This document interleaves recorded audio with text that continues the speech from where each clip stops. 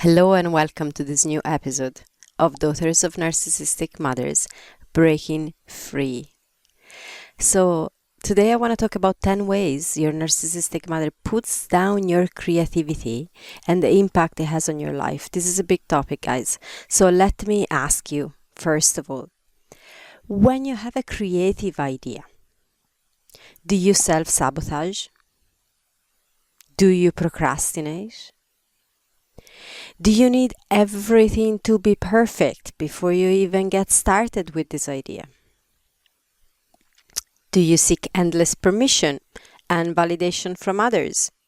And maybe still don't go for it, even if someone has told you you can. If you said yes to even one of the questions above, I get it. I have been a yes to all of those for most of my life. I needed to know it all before I even started on an idea. I could not ask for help. I sabotaged myself in every possible way. Permission from others was needed and rejected at the same time by me, so I sought permission, but I also just rebelled against it. So you're not alone in this. Today I want to tell you something that changed my life, and that is why I want to share it with you. And it is, your narcissistic mother fears your superpower. And that is why she puts it down all the time. I want you to hear this, so I'm going to say it again. Your narcissistic mother fears your superpower. And that is why she puts it down all the time. She can do it directly, passive-aggressively, using guilt tripping, or getting others to confirm her point so you believe her. But in one way or another, some more obvious than others, she will put you down. She will put down your creativity, your initiative, and in other words, your superpower. Let me give you some examples. I want to share with you 10 examples of things that your narcissistic mother can say to you to put you down, to condition you to believe you don't even have a superpower. And I want you to share with me in the comments if you've heard her say any of this when you shared an idea with her, or even in life in general, because she will do this consistently. And she has done this consistently throughout your life with one way or another. Now, maybe the words I'm using in this example are not the exact ones that your mother has used, but I've tried to just put together the main ones to capture the essence of it. So yeah, share with me which ones sound familiar to you. So number 1, that's nothing special. Everyone could do better than that. And look at all the mistakes you've made. Criticizing your mistakes and condition you to feel that if you make a mistake, you're a failure would be one thing. And actually minimizing the importance of your idea, by saying that's nothing special. I mean, anyone can do better. Comparing you to others. There's so much packed in this one sentence. Number 2, you think you're so great, don't you? Just because you maybe got a bit of extra education, or just because you watched a couple of YouTube videos. But there are other more important skills in life. So again, this missing what you have learned, of what you're basing your initiative and creative idea on, and just telling you that there's other things that are more important. Like, I don't know, bringing money home or raising children or whatever. You just fill the blank of whatever that is in your mother's value that puts down what it is that you wanted to do, the idea that you were bringing. Number 3, you're so sensitive. It makes you a great artist. But that's not a real career. And again, this almost seems nice. I find those, personally, that's a very personal opinion, are the worst. the nice ones, the ones that seem like she's worrying for you. She's like, she knows you that well that she's telling you an aspect of your personality, and almost seems like she's worried that that aspect is gonna, it's gonna not give you a real chance in life. Along the same lines, number 4, you're so good at what you're doing, your life will be hard because others will hate you for your skills. I've been told this so many times, and it's a sneaky one. It's a sneaky one because it actually puts you down and makes you want to stop doing what you're doing. But it seems like your mother, again, is so nice. I mean, she's protecting you, isn't she? She's telling you to be on guard because others will hate you for what you can do, so you might as well hide it. That's what a child learns from something like that. We learn to hide our superpowers because we don't want to be alienated from others. We don't want to be hated from others. And I mean, our mothers is telling us this. It must be true. Number 5, let someone that knows better tell you, I've been through it and it has not worked for me, so it will not work for you either. And there we go. Her experience, as if her experience was the truth.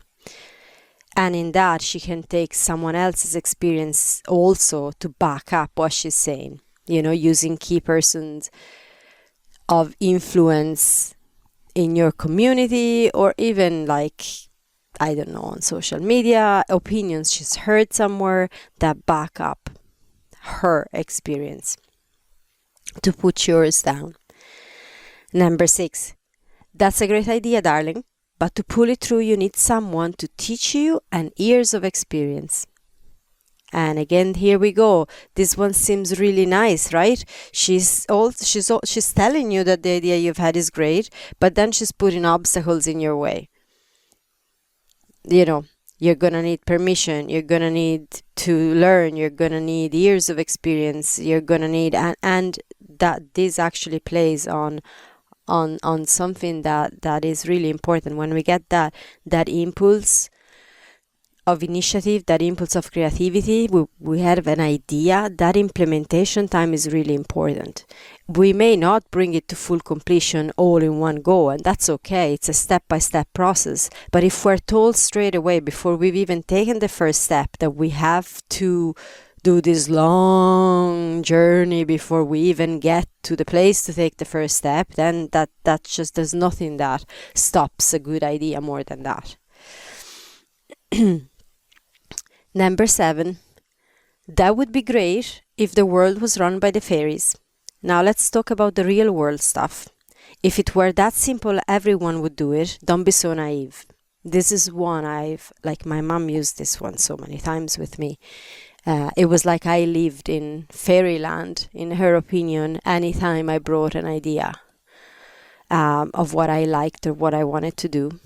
So there's this naivety that you're looked at by your mother with this almost condescending, patronizing, oh, you're so naive. You're kind of cute with these ideas you have, but the real world's a different thing. And clearly you don't know anything about the real world. So let me tell you about the real world. And again, a ton of truths about the real world. Number 8. If you go ahead with that idea, who will look after me? Can't you consider my feelings for a moment? The good old victimhood and a little bit of guilt tripping. Your idea is so good that you're actually going to take flight, and who's going to be here to keep me company, to look after me? And please consider my feelings as you're planning your life. Number 9, it would be a great idea if anyone else came up with that, but you don't have what it takes to get there. And I know you best. And I don't know, do I need to unpack this further? I mean, she knows you best. How many times has she told you that she knows you best? I've heard that so many times. And that I don't have what it takes. I don't have what it takes. Who are you to tell me that I don't have what it takes? But in that moment, we believe it. In that moment, we really believe it. And because we hear it all the time, we really believe we don't have what it takes. And what a tragedy. Number 10. Did you hear that? And this is actually context for this one. She's talking to someone else about you with you present, okay? So let's say you just expressed an idea in front of your mother and someone else, and she turns to this someone else and goes, "Whoa, did you hear that? She thinks she can do that. Isn't she so funny? Ha ha ha." And then they go on joking and laughing and making fun about your idea right there in front of you. So dismissing your idea, gaslighting you into believing you don't have the skills, comparing you to others, making you feel lacking, of course, telling you the world is a bad place with no space for you or your idea, using guilt tripping, highlighting your failures, laughing at you either in your face or with others. These are some of the ways. Yeah, we went through 10 examples of what your mother can say to you. And I want to check in with you at this point because this is intense and I get it. What comes up for you when you hear those examples?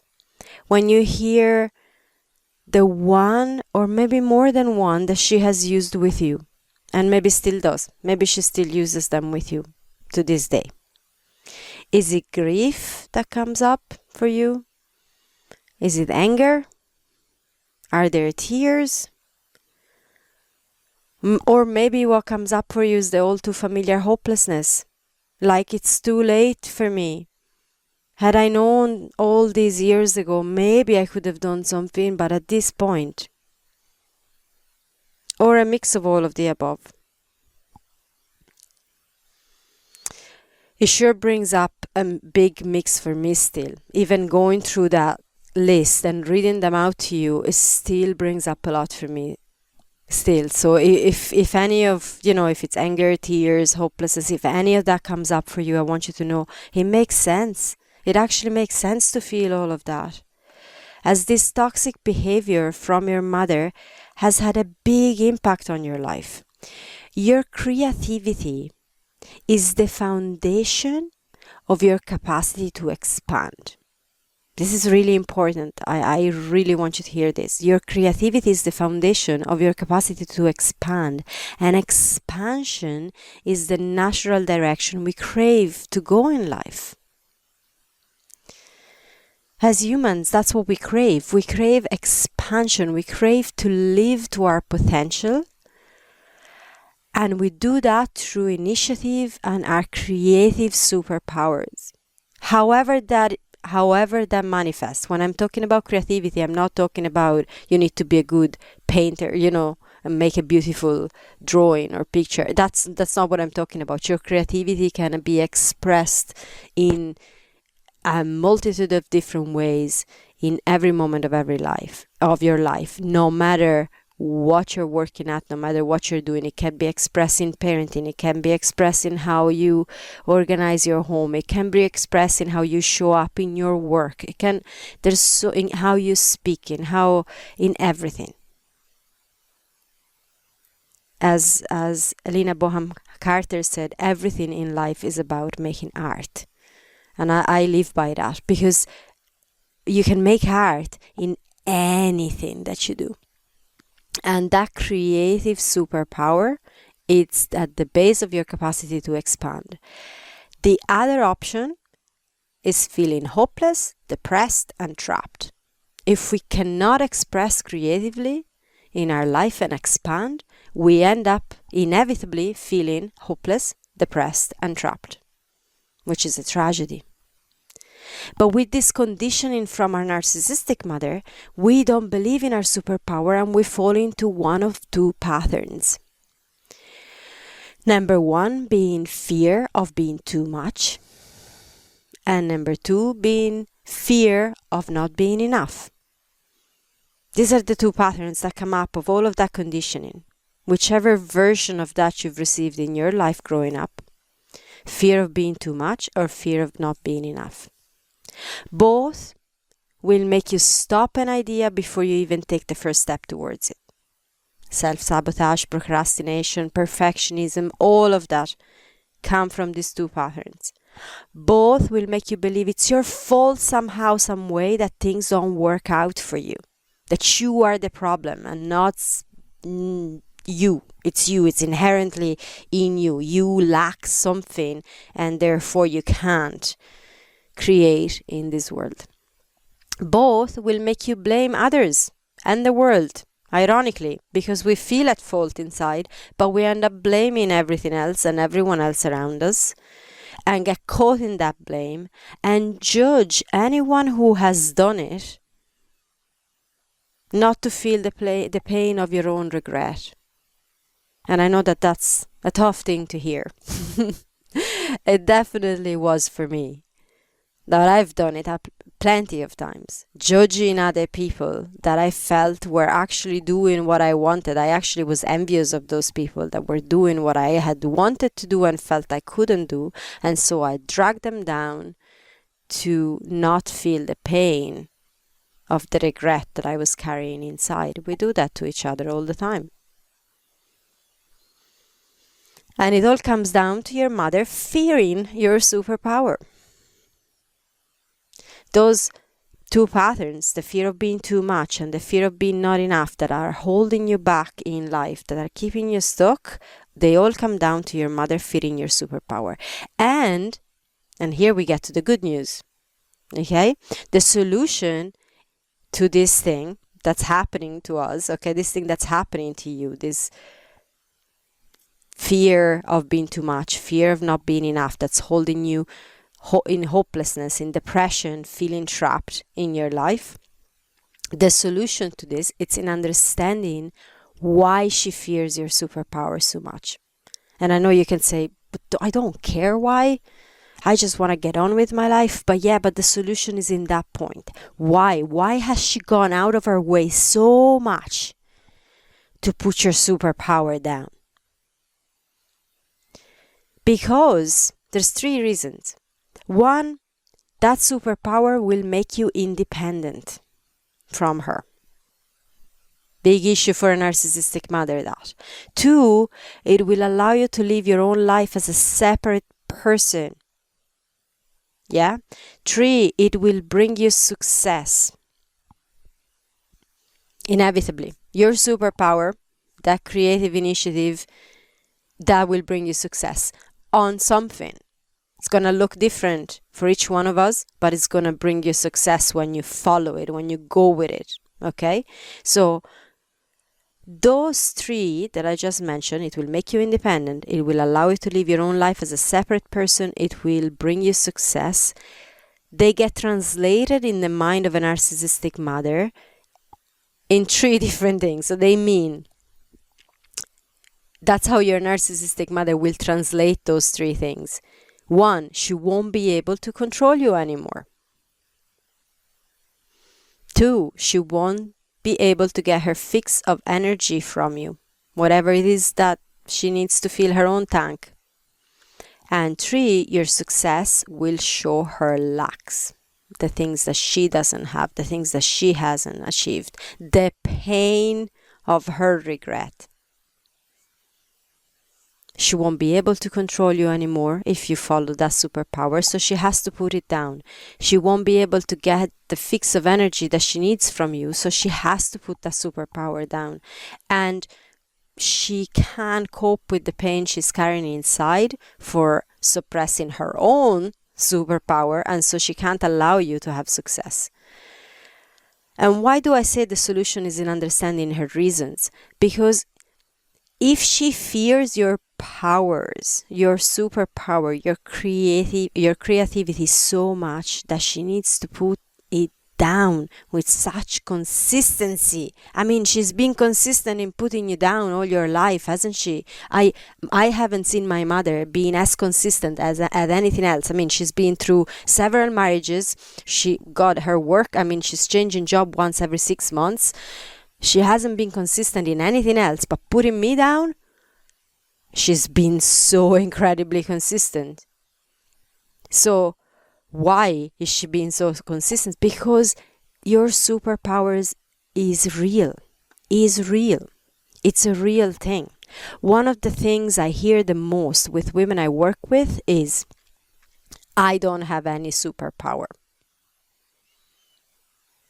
And I know, how many times have you said that? There's nothing good about me. I don't actually have anything special. I don't have a superpower.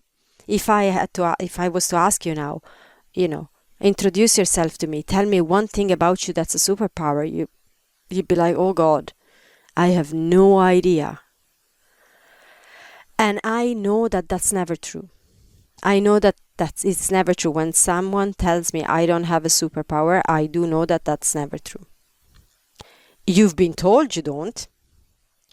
You've been dismissed in your superpower.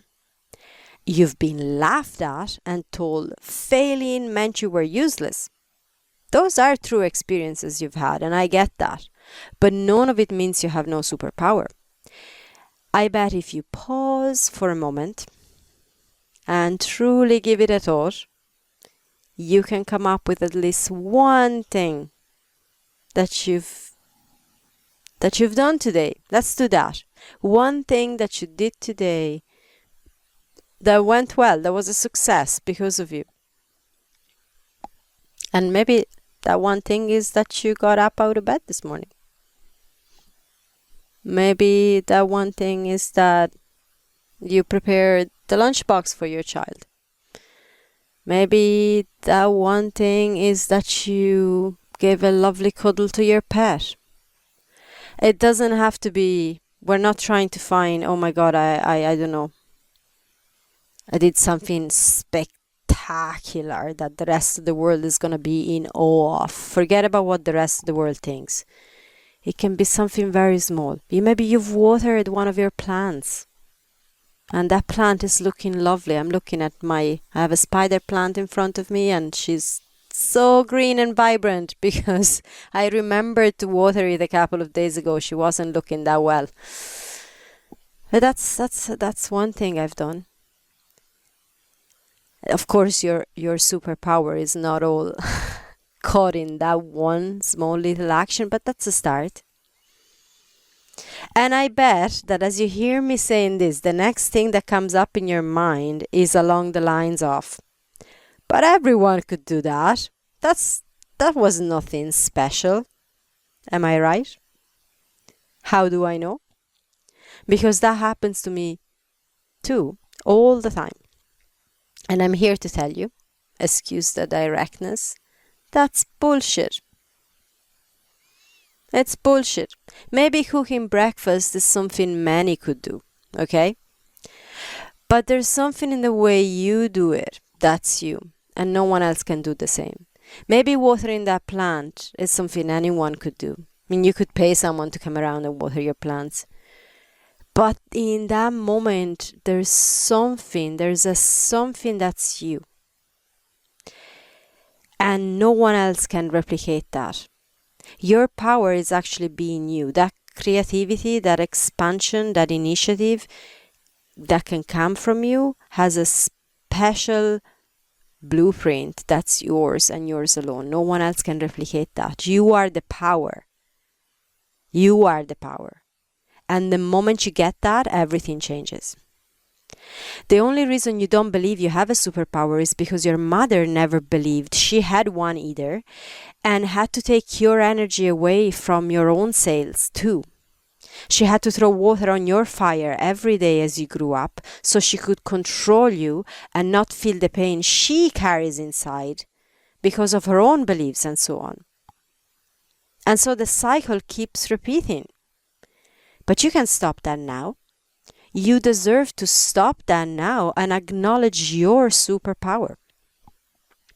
I know for a fact that if I was sitting in front of you right now, let's say we had a one-on-one session, and I was sitting in front of you, I would know after a few minutes with you what your superpower is. And I would reflect it back to you. That's my job. And I'm very good at this. That is one of my superpowers. I can sit in front of you and just with a little bit of information know, that's your superpower. or one of them, because we don't only have one. But I would reflect it back to you, and you would look at me with wide eyes while you nod. And you go, oh yeah, that's true. That is my superpower. And this happens me with clients all the time. All the time. Because when you're seen and witnessed and recognized in that, in what you can't even recognize for yourself because of all the conditioning you've been through, there is a part of you that lights up. Part of you that lights up, feels energized and go, yes, that's my superpower. You're right. How have I not seen this before? You haven't, because your mother has spent years telling you you don't have one. And putting it down and trashing it and stepping on top of it make you feel nothing special about it. To the point that you don't see it anymore. I have so many examples. I don't want to bore you with them. But in so many aspects of my life, she's done that. I have so many examples. And why do we need someone else to point that out for us? Why would you come to me for one-on-one sessions to find out what your superpower is? Because we're so trained not to recognize our own superpower. We need someone from the outside sometimes to point it out. And that's okay. That's okay. There's nothing bad about that. About getting that support. I have people I trust that do that for me all the time, that they remind me. My husband is one of them. My husband reminds me of the superpowers I have when I can't see them for myself. It has been and still is a great support. And to know more about how we do that for each other, you can go and listen to the He Wants, She Wants Marriage podcast. The link is in the description, and we do talk about that too. But let's get back to the topic. Your mother fears your superpower, and she lied to you your entire life so you would never believe you had one. And that conditioning has kept you small all of your life. But not anymore. Not after today, right? That's it. That's done. I know it's not as simple as that. There's a lot of stuff stored in the body that keeps feeding those patterns, and I'm not pretending it will be all gone by the end of this episode. And yet, I know this makes a difference. Hearing that you have a spark of creativity in you that's been doused with buckets of water by your mother. But we can stop that. You can fuel that spark. You can fuel that fire inside of you because it's there. I know it's there. And if you don't believe it, well, book a session. We'll make it happen. I'll support you in finding that superpower because it's there. I know it's there. But you are your superpower. Just by being you the way you are right now, you are actually your superpower. You are that spark. It's in you. And it's actually there to be unleashed. It's waiting. It's waiting. It never goes off fully. Even when it feels I've had moments in my life when I felt that spark was completely gone. But it never is. It's not gone. It's only really, really small. It's dormant. It's waiting there. It's waiting for you to turn your attention towards it and go, ooh, I can fuel this spark and see where it goes. And let the fun begins. Let your life become fun, expansion, movement, creativity. There's so much that you can bring to this world in your own way, in your own unique way. I'm not even going to tell you suggestions because it's so different for each one of us. It's so different for each one of us. But you are your superpower. And from today, I want you to start feeding that belief in yourself. The only reason your mother had to be so consistent in putting down your superpower is because you have one, and more than one. And it's there, and it's so, so bright and powerful. So that's it for today. That was a lot. And yeah, sign up to the newsletter. the Reclaim Your Life course, complete course, is coming out soon. It's launching soon. So to know more about it, to know when it launches, sign up to the newsletter. So you'll be the first to know when it's ready. And with that, I'm sending you much love. Bye for now.